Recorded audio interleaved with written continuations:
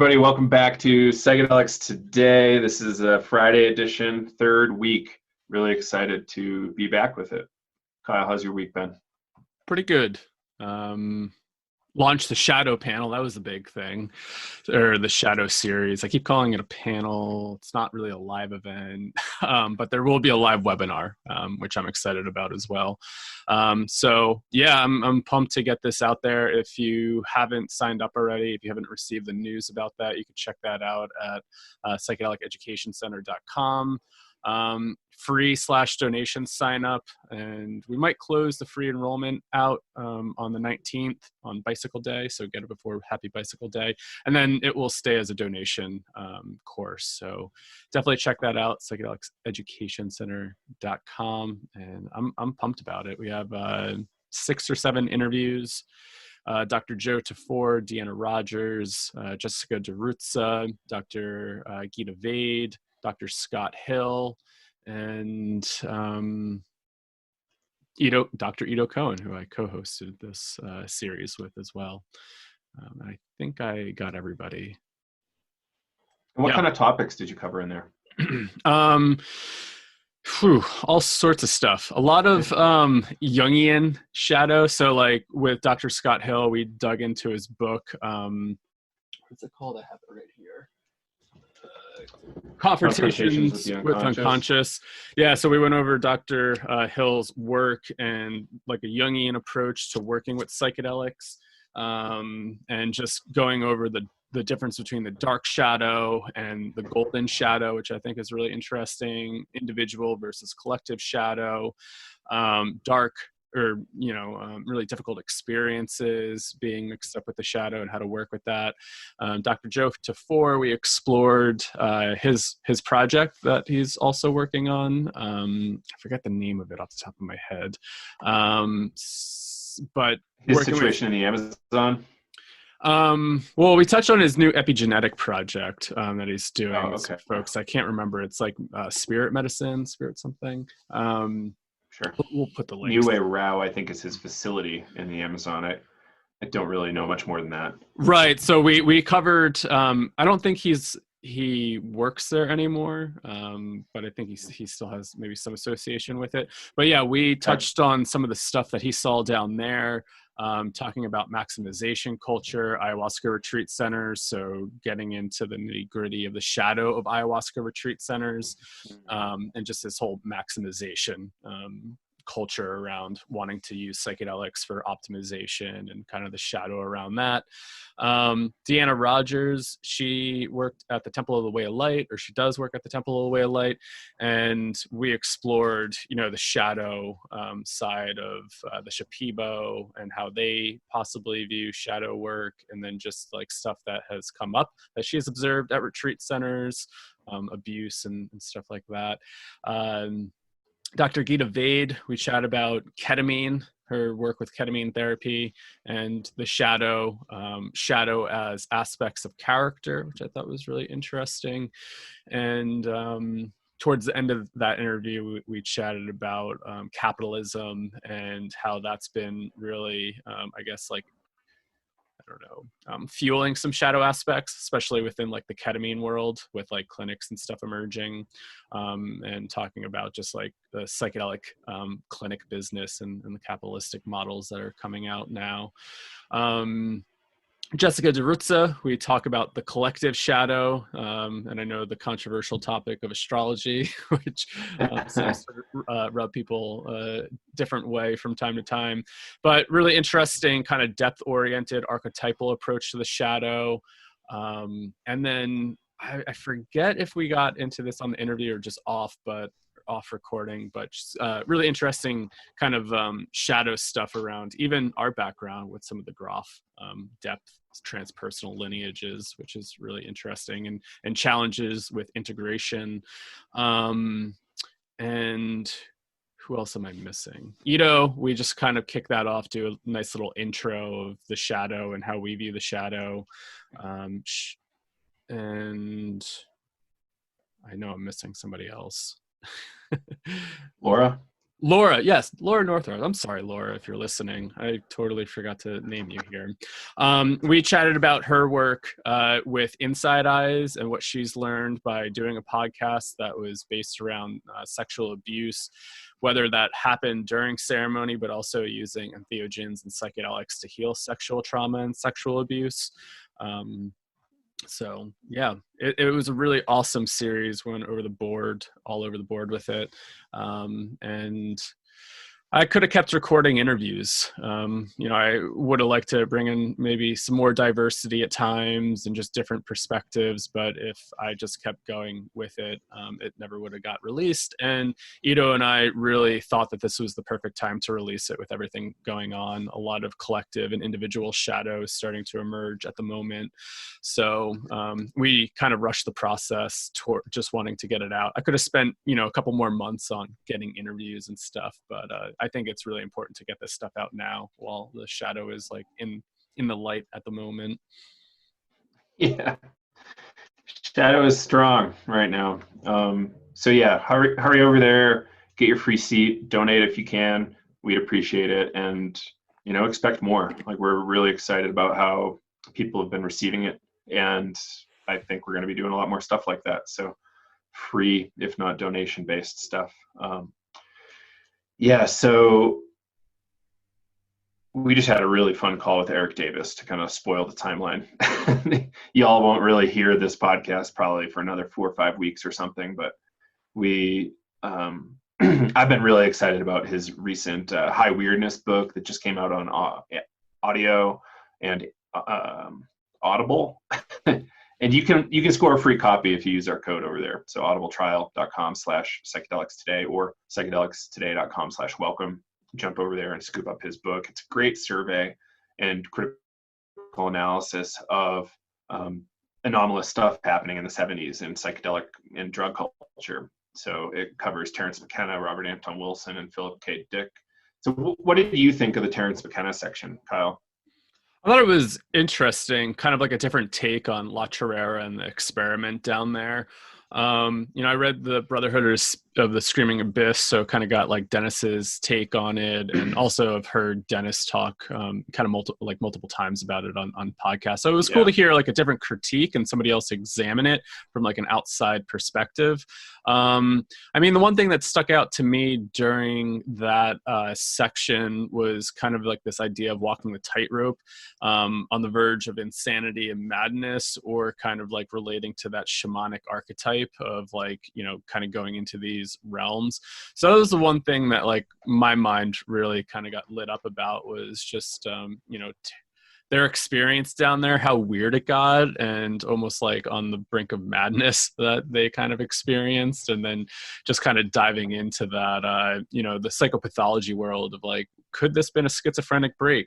Or, were they really onto something? Were they really getting downloads about, time wave and whatever else was going on, having contact with the UFO? And, but yeah, really interesting. How about you? Did anything stand out for you, particularly in that section? I love that part too. Like, this is something we have a free class on. How do we determine what is spiritual emergence and what is psychosis, or something really negative going on for somebody? And it's a tightrope for sure. And that's kind of long and short. Like, what can that person tolerate, and what can culture tolerate? Culture is not necessarily ready for having prophets everywhere on every street corner, but that's something that could happen if there was enough psychedelic use. So how do we manage that? How do we integrate that? Overall, I just love the book. Like, the analysis on the McKenna is really, really amazing. There's some great history in there that I didn't know about. The stuff on Wilson, you're gonna probably dig that. It's just a really nice while not hero worshiping, it's like, acknowledging the benefit or the amazing stuff he did, and acknowledging where he might have fallen short.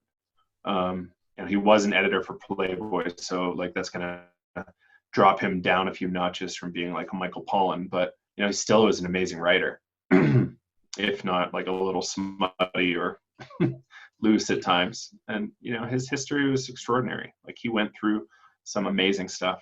And same thing with Philip K. Dick, like an extraordinary mind, one of the top science fiction writers ever. And he probably has more movies made of his books or TV adaptations than any other writer ever.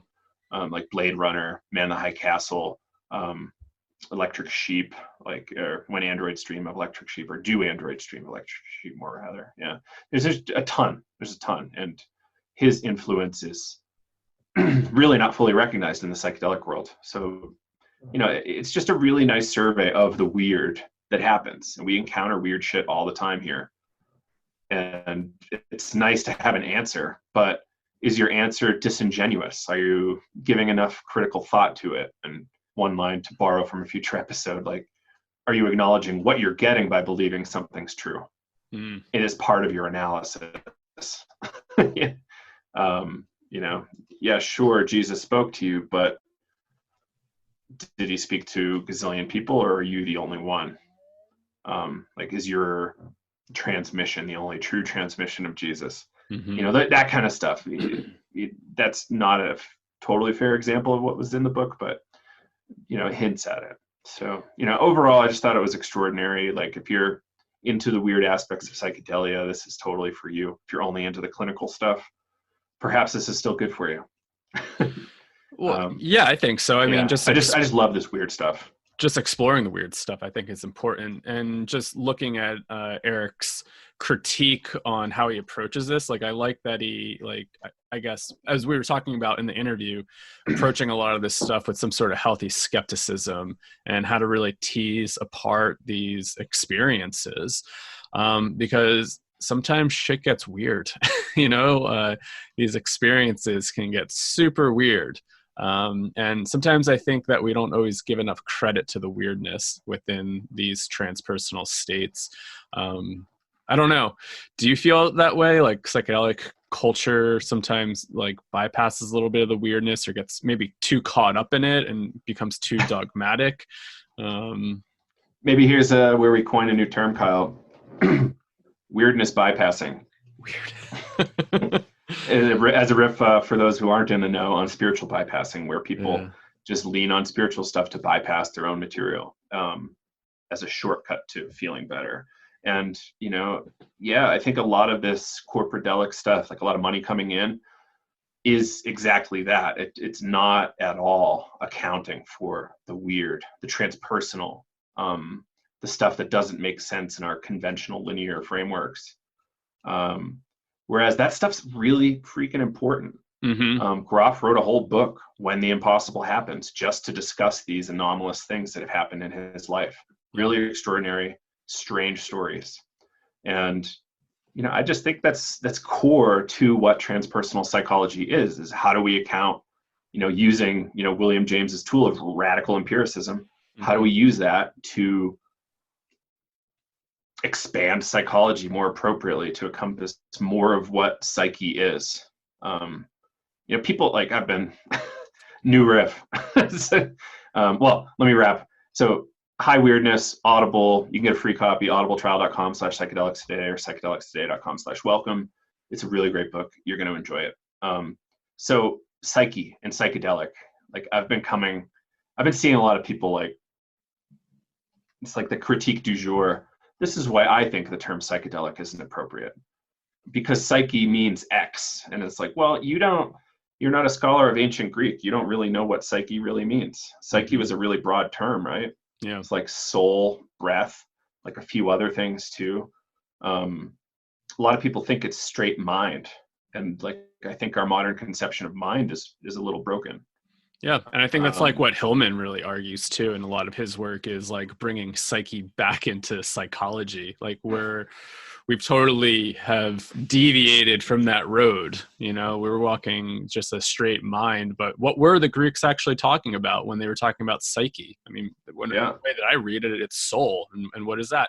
And, like, when we look at the word therapist, comes from therapia, which was the night attendant for the person who came to the temple to have like dreams for, like, revelation and whatnot. Healing dreams, I think, as Lenny talked about. But yeah, and we've kind of totally went opposite ways with that. So sometimes when I think of psychedelic, I actually like the term if we're using it as the way of manifesting soul. And then I think about all the weirdness within transpersonal and soul experiences, and just thinking about orienting it towards mind and saying, well, this is just some interesting noise that happens, or this is all biochemical, you know. Hmm. What are these experiences having on a soul level? Yeah, and I just like to expand that concept of psyche to mean more than just mind. Like if it's mind, body, soul, breath, like all those things together, Hmm. like then it seems a little bit more appropriate to me, and it becomes more in line with the Groff's definition of psychedelic, meaning like psychic or non-specific amplifier of psychic process. So it's just what's happening in you that's related to psyche, that can get expanded, and it's hard to program, but that's Yeah. that's kind of what the non-specific part is. Yeah. So that's rant du jour. I see stuff once in a while on Instagram or wherever. I'm just like, oh, come on, no, no, no, no, no, no. Like, I don't want us to go down a wrong path here. So, and this brings us back to why philosophy is important in psychedelics, and why we were chatting with Lenny a few days ago or a few weeks ago, and I think what was the conversation? Honing versus homing, like around pigeons or something. Oh yeah, that And was Lenny's like, his quip was accuracy used to be important. And yeah. I think we are dealing with that today in our language, around stuff.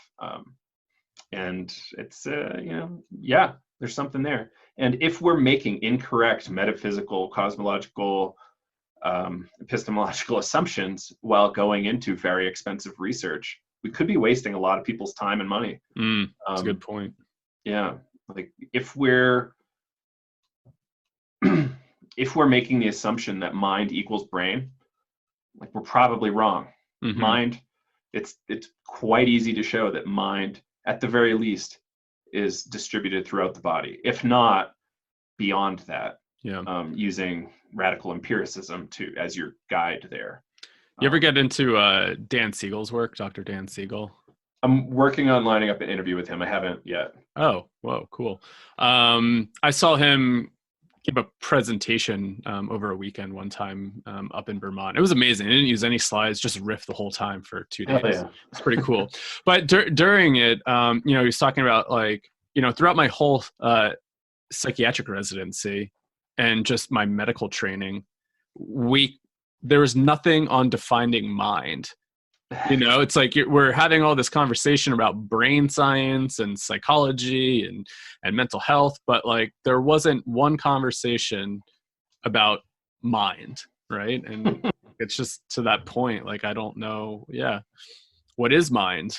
What is psyche? What is soul? And using these terms, I guess, correctly. I've been thinking about that a lot, of like how loose our language structure has been. Like reading some of these like older texts, like Whitehead or James. Incredible. And I'm just like, wow, like none of us speak like this or write like this anymore. And I wonder, like, are we getting lazy? And I know technology has definitely probably played an impact, like a role in that. Like, I just remember the old days of AOL Instant Messenger and just creating the LOL and, these shorthands for stuff, and people just like, spelling, oh man, just spelling words all sorts of wacky ways, Yeah, no, it's interesting. Like we have been strongly influenced by technology.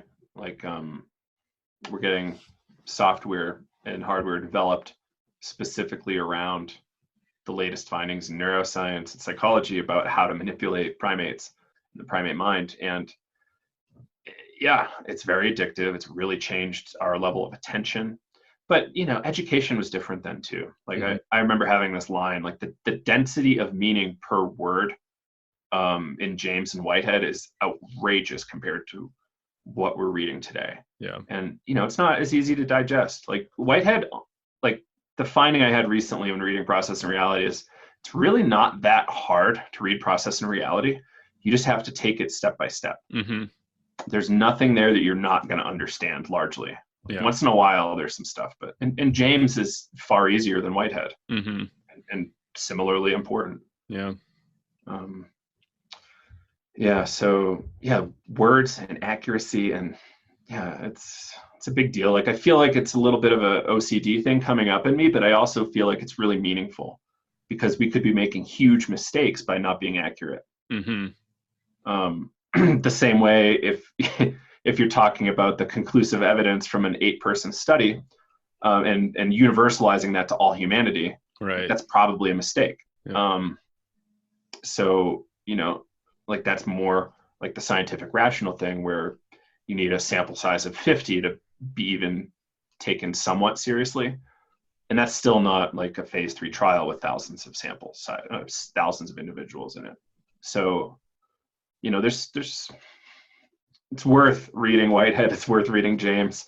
We're working hard to deliver more training around this stuff, and like philosophy is really important. Kyle and I are getting run through the ringer right now with Lenny, studying Plato, Plotinus, the pre-Socratics. It's been really helpful. Well, why do you think that's helpful for psychedelic oriented people or people interested in the psychedelic world? Like, how does philosophy meld into this? Well, if we want to look at like pre-Socratics and Plato, so the pre-Socratics and Plato were in this world that was certainly pre-scientific method, and like inquiry was certainly really difficult, and they were trying their best to put words around this stuff, make sense of what was happening in the world, account for the gods, the seasons, the elements, all that kind of stuff. And it's kind of similar to today, how we are also struggling to understand and have helpful language around the psychedelic experience. Your friend Lucas, one of his questions that we were supposed to ask Eric, was really interesting. Something around like how psychedelic phenomenology is really helpful. Like if we had a really good person like Peter Schwarzschild Hughes or something develop a really nice system of psychedelic phenomenology, that would be wildly helpful for psychiatry and psychology generally speaking, because we're speaking more appropriately to phenomena that come up. Like it expands the language. Its usefulness is huge. Like Whitehead even gets into this, like speculative philosophy actually produces useful things. It's not just like, okay, somebody developed the light bulb. It's like, well, no, we have this whole new framework of how to think about things. Yeah. That can be really helpful and help us become more and more correct, perhaps closer to truth. Like it's this sine wave function of like getting closer and closer to like this line that is truth, but we're still like, we're never really going to hit it, but we're going to get closer and closer over time. And that's kind of the project of science, the project of humanity in a lot of ways. Do you remember how Whitehead describes speculative philosophy? Something about an airplane taking off. Remember? Oh shit! No, I forget that one. That was I remember that in the class we're in with the trip, like that came up a whole bunch. Apparently, it's one of the most popular Whitehead quotations. It's really interesting to be in this other training about Whitehead with all these Christian folks doing kind of theology. Did you find it there? I'm reading through it right now. I'm trying to see if it pops out at me. Yeah. So like we're still experimenting with the idea of putting together some relatively comprehensive philosophy and psychedelics courses to help us all kind of be at somewhat of a fluent and hopefully playful level with this stuff. It's not necessarily about taking it super seriously. It's about how do we get fluent in this stuff and have fun with it and help it improve our thinking and our work, generally speaking. Yeah. Do you really necessarily want to believe everything wholeheartedly that the DMTLs told you? Maybe that's not the best thing for you or the world. Perhaps hold that as a possibility. I'm not going to tell you it's true or not, but think about that. Well, I mentioned this quote when we were recording with Eric, the Whitehead quote, that there's no whole truths, there's just half truths. And like, how could you take whatever maybe those entities told you and just like speculate and have fun with it? right? Like just ask questions to dig a little bit deeper with it and be maybe playful with it and be like, well, I don't know if this is true or not. Like, I don't know how many times like I've sat there, I'm like, that seems like good advice, but do I believe in that? Like, how do I know to do that? And like, just test it out, right? Like almost kind of be like a scientist in a sense and just run little experiments with it and be like, oh, well, you know, maybe I got this download. What happens if I tinker with this? And just kind of like play around with it a little bit more than saying like, this is a truth, right? I always come back to that. Like I've, you know, like what is true to you? You know, like, can you identify a truth in your life? Stripping away your programming, your education, cultural influences, and really thinking at the core of who you are and the core of some of your experience, what do you know to be true about this reality?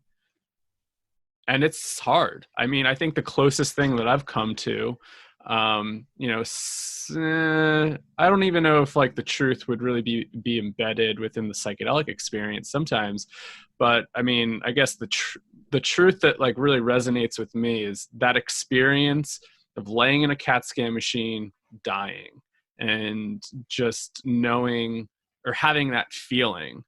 For me, that's the only truth I know, in some sense. Everything else is just kind of like, oh, well, somebody told me this, somebody told me that, I learned this over time, and these are just all ideas that I have. But at the core fundamental truth of who I am or what I believe in is in that experience. And, you know, maybe because that brought me to the brink of what the hell is life and where am I going, right? That's the only thing I can really come back to is true. So when I hear all these things, you know, like we were talking with Eric, like conspiracy theories and all of this like weirdness, you know, I sit there and really kind of pull back and be like, I don't know if I believe in that. It's fun to entertain ideas and believe in it to some extent, but then there's a whole other side where I'm like, I don't know. I don't know. That doesn't really resonate with me at times. So. Plato's analogy of the divided line, I think. There was like different series, and this is over 2,000 years ago that he was coming up with the limit, like a great way to structure the types of knowledge and the limits of knowledge. And I think that's really impressive and worth looking at. It's pretty amazing, like going back and looking at philosophy and some of like, you know, what Plato and Socrates and and even the pre-Socratics were talking about and being like, wow, not much has changed in thinking about some of these like core concepts. I mean, to some extent, yeah, maybe cultural influences have flavored these thoughts, but we're still, I mean, you read it and it's still so relevant to today, which I think is fascinating. You know, how old are some of these writings, right? It's like, yeah, in some cases approaching 3,000 plus years old, and yeah. it's pretty extraordinary. And you know, perhaps there was stuff going on before that, a la Graham Hancock, but how do we know until there's more evidence? Like I strongly suspect it, but there's limits to what I can assume based on the information someone like Graham Hancock kind of presents. Yeah, so it's really cool. So yeah, moving on to the next topic here. What do I have? This Psychedelic Liberty Summit event is coming up in what, a week or two, Kyle? If you're listening, if you're listening 424, to this, April 24 weekend, maybe. Yep. 20. I think it starts on that Friday. If not, it's that Saturday and Sunday, the 25th and 26th. Right. So go over to psychedelicstoday.com/welcome. You can find a discount code and an affiliate code to help us out if you're interested in joining that. It's essentially talking about the long history of psychedelics in the world and how to bring more freedom and autonomy to individuals, and exploring a lot of different angles there. It was canceled in person on account of the COVID-19 crisis, and now they're all digital. That team has put in a tremendous amount of work to make this happen and not totally cancel it. So if you're interested in it, check it out. You can learn what folks are going to talk about on the link, and yeah, check it out. So again, psychedelicstoday.com/welcome. Next, breathwork and spreading COVID-19. So you and I spoke a little bit about this in the past, but we are not 100% comfortable with doing breathwork in this kind of new world, because people in our workshops get really close to each other, facilitators and sitters getting really close to breathers at times, and there's coughing that happens, a lot of fluid spray, unfortunately. So it's just a really perfect place to spread COVID if somebody has it there. You're certainly not 6 feet apart, and you're definitely not necessarily able to wash your hands every 3 minutes like maybe we should be these days. I don't know. Yeah, it's kind of unfortunate because we had a lot of plans this year for breath work. Anything coming up for you about breath work and the disease? I mean, I think it keeps coming back to us just because we keep having conversations with Lenny and Elizabeth about it. And last time we chatted with them, I mean, they are just trying to play it day by day. And then, sometimes that's influencing, should we put on a workshop? And they've been talking about maybe even holding off for like a year or so until like things like really settle down. And, some of the reasoning was, okay, like maybe you already caught COVID-19 and maybe you have immunity to it, but you also have to think about the other people that are coming to the workshops. So like even translating that to like group psychedelic experiences and like going down to like our retreat center is going to start opening back up, and just kind of really thinking about safety wise, like maybe there is somebody susceptible in that group that could, come, and then who knows, maybe somebody is, I mean, we don't know, right? I mean, we don't know how this is going to play out. We don't know if there's going to be like a second wave of it. So it's so hard to really try to figure the future out. But yeah, it's tough because we're trying to also do training with the Gibsons, and obviously having the experiential part of it is part of the training and having the experience. So it's really shifting things for us of being like, ooh, all right, well, we have to put all this stuff on hold, and just thinking about the safety. Like, we always come back to safety is priority when breath work or any other type of work, and really thinking about the other people that might be joining the group, right? Like, how do you keep the group safe? And as of right now, it feels like the only kind of safe way to go about doing that is not being able to offer, group workshops like that, where people are coughing, breathing, all that stuff is going into the air. Sometimes people are spitting and coughing things up. So yeah, could be a petri dish at times for spreading disease, something contagious as COVID. So on the Dream Shadow side, we're in the meantime doing a lot of online stuff, reconnecting with community that we spent a lot of time in retreat with, and deciding on how best to develop our kind of digital resources, like training people on music, for instance, or training people on abnormal psychology. So perhaps we can make our in-person time a little less lecture-oriented and maybe more free-flowing. And yeah, like hopefully that's a really positive transformation. People come into the trainings more prepared, and we can have, just like we do in our Navigating Psychedelics for clinicians and therapists course, you do the material first and then you come together to discuss it. Like any good university course should be. Like I've spent a lot of time just getting talked at, and that's cool enough, but it's far better to have a better grasp on the content and then discuss it. Yeah, I mean, I even think about like my master's education of just hanging out in forums and just reading books and not actually having much interaction. And I'm like, what the hell did I just pay for? Well, you got the letters. Yeah. That was the primary objective. Secondarily, you probably learned a lot too. No, yeah, I learned tons. But no, I just think about like online formats and stuff like that. And, that's why I really kind of stress this hybrid model of like going and doing your homework, learning, and then coming together. I mean, that was my critique every time, like, they'd ask for surveys from the college. I was like, more Zoom meetings. Like, I need to process this stuff, not by just like typing it out in APA format in a forum. You know, like there needs to be more dialogue and like conversation that's happening. I don't know. And that was just like my undergrad. I think I might have mentioned that. I mean, we would just have 3-hour classrooms sitting around in a circle, or sitting around, you know, a circle of desks, just chatting about the material. Very didactic in that sense. Yeah, some of the top schools use that model. You never getting lectured to. It's always a conversation. That was one of my favorite courses in my undergrad. It was like a kind of Tudor Stuart dynasty England, like Queen Elizabeth and before. It's just extraordinary to come to class and just discuss the whole time. Mm-hmm. It was so fun. And that's, you know, if you like intellectual pursuits, like this is a far more engaging way to get into that.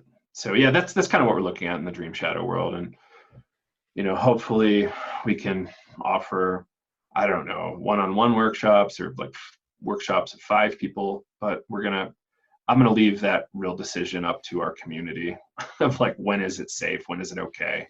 Yeah. I want to be seen in our community as doing the right thing. Mm-hmm. So I'm going to hold off. Like realistically, the only reason right now to be doing stuff like psychedelic facilitation in a group setting is money. Like you're putting a lot of people at risk for the sake of money. And perhaps it's best to just not do that. Like, you know, in the ayahuasca world, people are definitely still doing ayahuasca in the time of COVID in groups, which is really scary. And there's so many transmission vectors, from like the bathroom to vomit buckets to, you know, rapé applicators to everything. It's really a complicated time. I was reading an article the other day about transmission through soles of the shoes. And especially in the hospital, where it just kind of stays on the shoes, and people are like transmitting it that way as well, because it's like carrying from place to place. I thought that was super fascinating. I was like, oh, it's kind of scary. Yeah, like anybody that's done mushroom cultivation with like petri dishes and like sterile situations will know that it's really easy to get contamination. And you know, viruses are right up there with bacteria and fungi to be quite opportunistic. When there's a scenario, they take advantage of that to replicate and spread and all that. So, you know, yeah, we've got to really be careful. And there's this Harvard article, you know, to bring the tone a little more somber.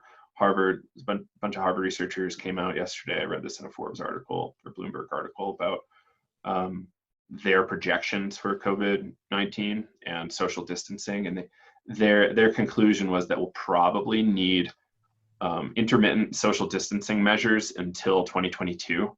Wow. So as waves kick in, we'll probably get additional shelter-in-place orders and get told to like, hey, go back inside for a little while. And it's going to be a wave, because, you know, we're seeing it in Wuhan, like the stuff's really kicked up again over there since their social distancing measures relaxed a little bit. And, you know, if you want to call it social distancing over there, but, you know, over here, it seems to have helped a lot, but it's still certainly not perfect. We've lost a lot of people. I think today, as we record, the death toll, or yesterday, it was like 2,800 or something, maybe a little more than that, in the US specifically. So we're almost hitting 9/11 numbers on a daily basis. And, you know, it's something to really consider. Like, how many people do you know or know of that are potentially at risk of dying of this thing? And it's not you necessarily that's at risk. It's all sorts of other people that you come into contact with, and all of their, you know, 8 degrees of separation.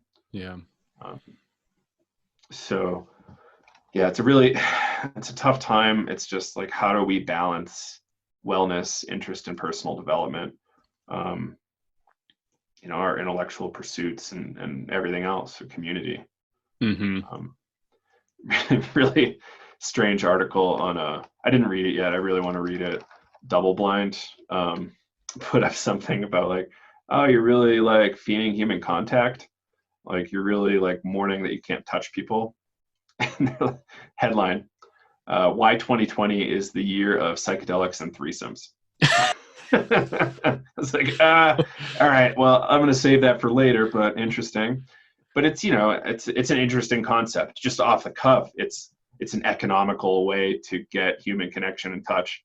I don't want to go too much further than that, because it's a sticky subject, and I'm not an expert on sex or human sexuality. But it's a sexy headline that they wanted to put out, and it's like, how desperate are a lot of people? I'm seeing stuff on Twitter from people we know that's like, oh my goodness. you just put that in public. And SNL the other night had a super funny skit, where it was like social distancing, like dating matchup TV show parody. And it was like the women get to interview the gentleman, and they say 2 words, and like, yeah, no, come over, I'll be there. If I sprint, I could be there in 45 minutes. and then it was just kind of funny to see that there's this, like, not funny, it's kind of sad though too, because it's real. It's funny because it's true, but it's like people are desperate as hell to even have a hug, or is shaking hands going to go away? Right. A hug's Yeah. going to go away.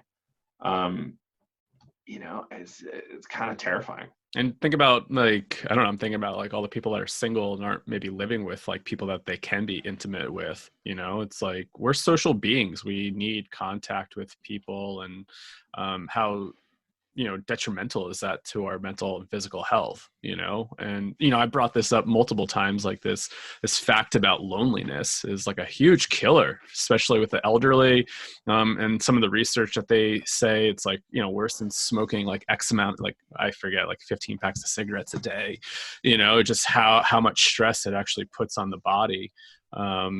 So I think people are going to get desperate over time, right? I know, like some days I'm like, I don't know how much more like spending some time with family I can take, like I want to go hang out with a friend, and, Yep. and just like have a different type of social interaction. But yeah, a month or so in, I definitely feel that. Some days I feel like I'm going crazy, and then other days I'm like, all right, I got this. But yeah, it's a real My thing. 95-year-old grandmother is in an assisted living facility, and there's probably, I don't know, 100, 200 people there. Really nice place, but she is unable to leave her room on account of COVID measures. Jeez. And these older folks are really getting hurt up, not only because of isolation, but, she's not necessarily tracking her meds super well. Right. Or like, there's a lot of other things. We are tribal beings, and at our core is like this tribal existence. So, in the absence of that, it's really a tough deal. Solutions, I don't know. Somebody was asking me on Facebook yesterday, like, how is this sustainable? I was like, well, sustainability is more about preparation than like a response, right? Yeah. Like, you have a fire, like there's nothing sustainable about that, but you plan for it and you put up enough like sprinklers and early detection systems, and that makes it more sustainable. It drops it to like 1/20th or 1/1000th the cost of replacing the building. And same thing with climate change. Like it's a lot better now to prepare for what 40 years, like 20 years really looks like from now. Like this is psychedelics today, not climate today, but 2040 is the projected like worst part of climate change is going to really hit us. And that's only 20 years out. So like, are we making sustainable decisions? Like, do we want to look down 7 generations? Like what, like planning is more the move for sustainability than a response. Right. It's really easy to do something, but it doesn't necessarily mean it's sustainable. Right. Yeah. So, what can we do personally? Like, how do we turn that kind of thing inside? Like, what's sustainable for you on the day to day? Like, maybe you don't like pull up I'm going to journal for 3 hours every day, meditate for 3 hours every day, do yoga 3 hours every day. Like, that's probably not sustainable. But if you can figure out a good proportion that is sustainable, maybe you can find something that's really helpful long term. Yeah. Yeah. It's about patience and long game, unfortunately. Which sometimes long-term visions aren't really good in the West. I feel like very short-term oriented, and then crisis management when it happens versus like preventative. Right, really linear and singular. There's a great new Audible audiobook by Paulin. It's like a I don't know, 2 to 5 hour audiobook on caffeine, and how caffeine is like a psychoactive drug that has really shaped the modern mind. Hmm. And how it's more of like a spotlight consciousness than like a lamp, kind of like a not so linear consciousness thing like we used to have when everybody in Europe was just drinking every day a lot before caffeine. And now we have caffeine, so you can actually do linear appropriate tasks like accounting. But you have to like back off and try like a different kind of consciousness once in a while, which is more like free flowing, kind of like psychedelic, relaxed cannabis style, or like float tank or something. So that's a really great audiobook I think people should pick up too. It's really helpful to understand that. And apparently Roland Griffiths was super involved, a famous psychedelic researcher, in caffeine for a while, and he was featured a few really funny stories in there about it. Oh, cool. Roland wasn't too I might be saying this story wrong, so go buy the book. But there's something about Roland not necessarily realizing that caffeine addiction was a real problem until one day he just like didn't have time or something came up, and he just started chewing on beans and following it up with water. He's like, yeah, there's probably some not great behavior or stuff going on behind this. Yeah. So I'm going to check that out. So I thought that was clever and interesting. All right, so what's next here on the list?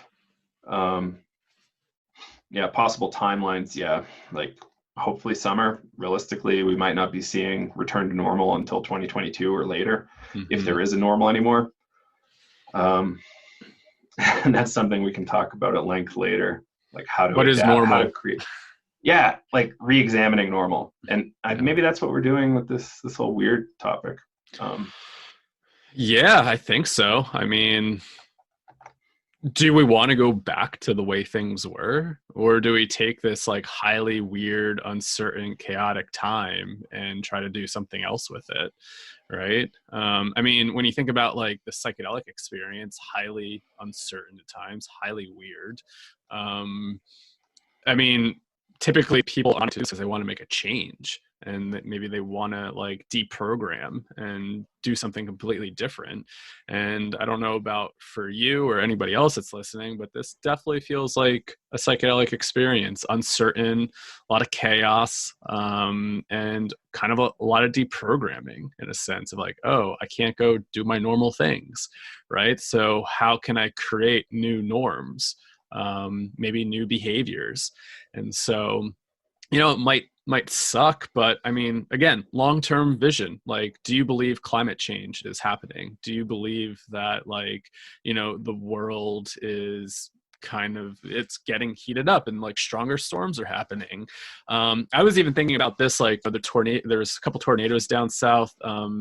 2 days ago, we had really, really strong winds up here. And I was just thinking like, oh man, like what if the power goes out for like extended period on top of this virus, and like, you know, people like get really hurt during a natural disaster, or the hospital is already at capacity. And I'm like, oh, this is, you know, a lot to think about. But, you know, just kind of thinking long term, like if you do believe that, you know, climate change is happening, the earth is warming up, the sea levels are going to rise, storms are going to get more intense, then how are we going to prepare? Maybe this shift in new norms is actually will lead us towards a little bit more sustainability. And as you were saying, Joe, that's a lot of preparation, right? And that's going to be really hard to do because it's really making us reevaluate of what am I doing on a day-to-day basis, you know? Because I mean, I think you would probably agree, and I think most people listening, that what we're doing is not very sustainable, right? There's a lot of people that like get that message in the psychedelic transpersonal state that, hey, we need to wake up and do something different. But you know, now we're kind of forced to do things differently. And I mean, could be good Just an practice. easy at-home example, Kyle. Like, how many forests did you used to play in as a child that aren't there anymore? Oh, let's see. I used to play in my 90% are gone, backyard. probably. Yeah, you know, where I grew up, there was definitely a lot of like farmland and forests, and then really got developed as people were moving westward out of New York City or eastern New Jersey.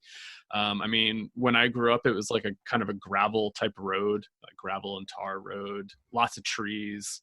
And then a lot of things got knocked down, more developments were being put up.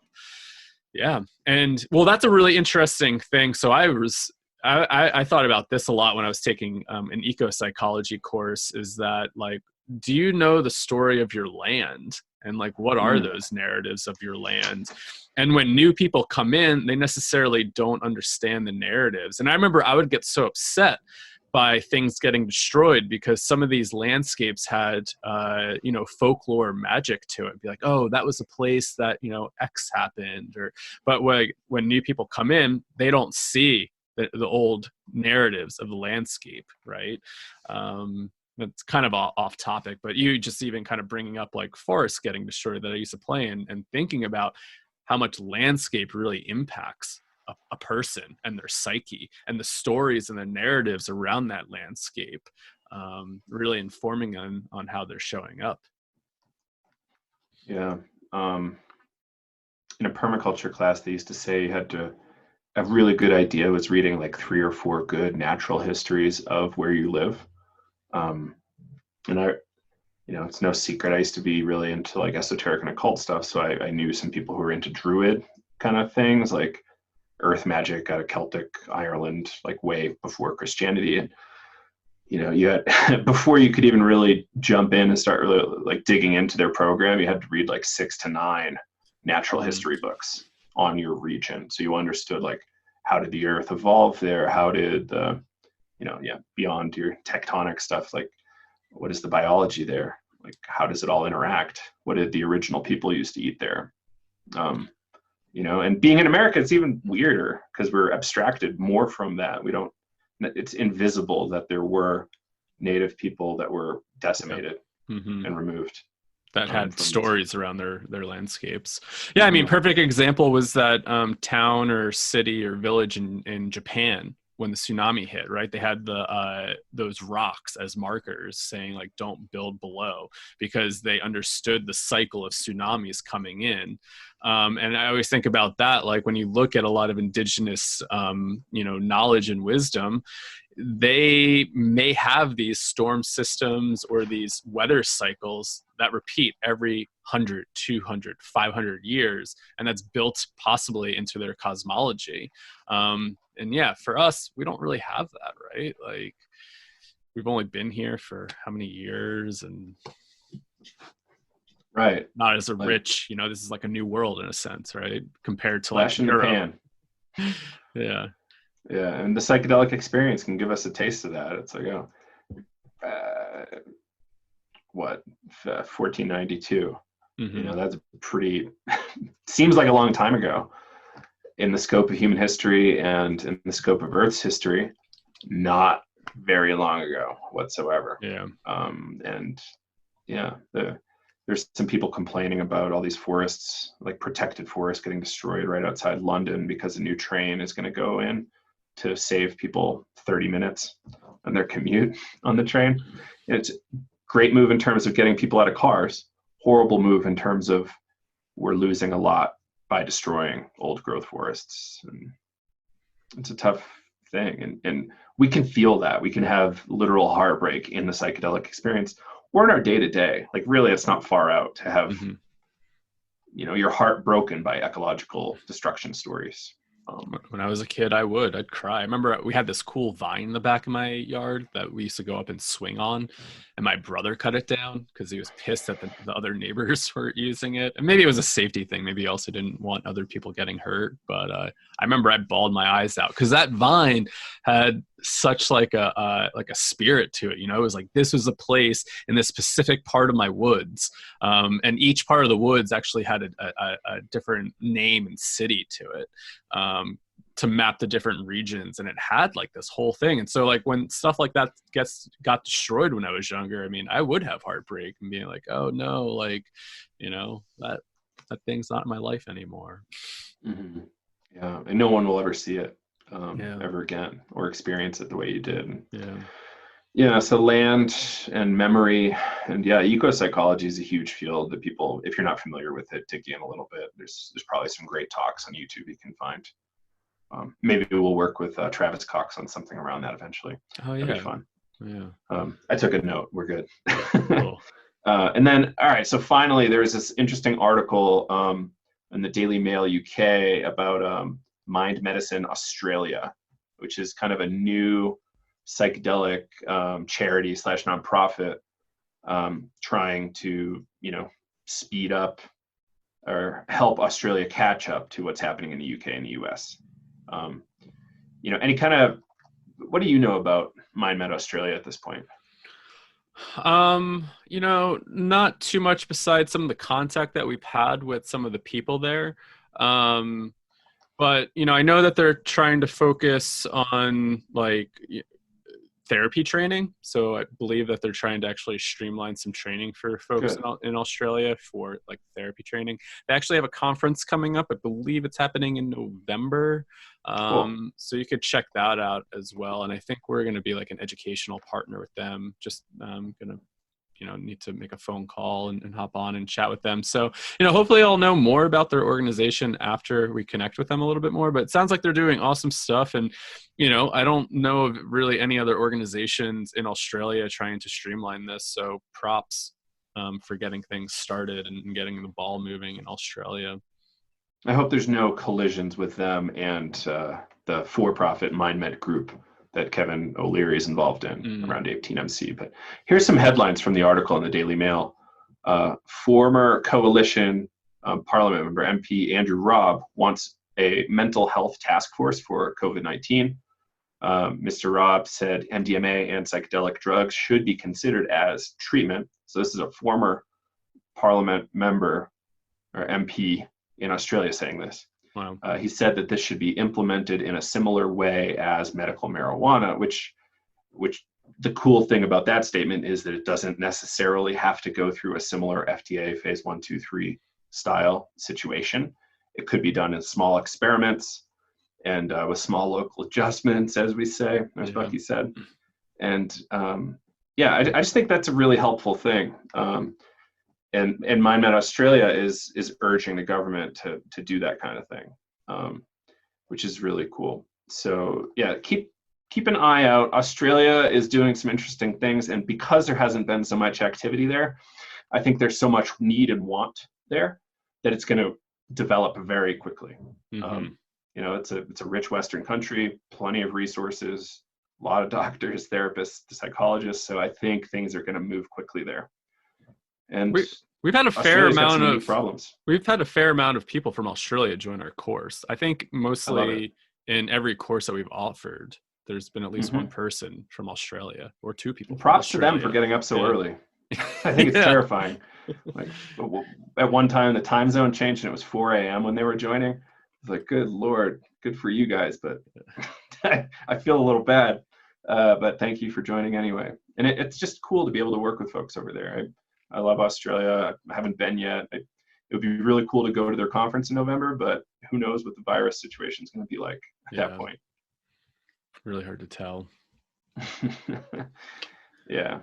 So we're at about an hour. So I guess a couple closing thoughts. I think we only have about 4 spots left in Navigating Psychedelics for clinicians and therapists in our 7 p.m. U.S. Eastern time slot. Starts May 7. If you want to get in there, check it out, psychedeliceducationcenter.com or psychedelicstoday.com to find it. It's going to be a really fun course. I'm really excited for it. I was shocked at how quickly people were buying seats for how little we were really pushing it. So yeah, come join. We've had a lot of really great testimonials. I don't know. I just had a lot of fun teaching. It seems like people have a lot of fun being there with us. Definitely. I think I haven't updated the list, but I think, by the time we put this episode out, there's probably only going to be like 3-4 seats left. But, I think people really want the education. And I know like I definitely wanted it as well. So it's been fun just putting the material together and, kind of co-creating it at times, and I think that's what I really like about the Zoom meetups is, here's all the material, go watch it, go read this article, and then we can come together to really like learn. And so I really just like that kind of learning environment, hearing other people's stories, other people's insights. And, we just get like a great mix of expertise, and love when we are able to get some guest, presenters to join us, like Dr. Mike Sapiro or Dr. Raquel Bennett, who have joined us in the past, to also share their expertise. So, also some extra bonuses at times, get some guest presenters in there to actually have some one-on-one time chatting with these folks as well. So, right, like people that have well over a decade of direct experience doing clinical ketamine psychotherapy, and you can Q&A at them hard for a while and learn a ton. It's just really, really an amazing feature. Not only do we have a lot of that stuff pre-recorded, but we have these bonus sessions where you can actually interact with them on video. It's just great. So anything else on the class? No. So if you're thinking about joining, if, you just want to become a little bit updated and become a little psychedelic literate, like say if you're a new therapist, for example, I mean, this is like where I've been really thinking about why I created a course like this, why we're trying to offer this, is a lot of folks are starting to get really interested in psychedelics. And, maybe you have clients that are coming to you and you really are just at the beginning of learning about psychedelics and maybe feel confused, don't know which direction to point them to, maybe how to hold their experience. And so, we really just want to get you up to speed.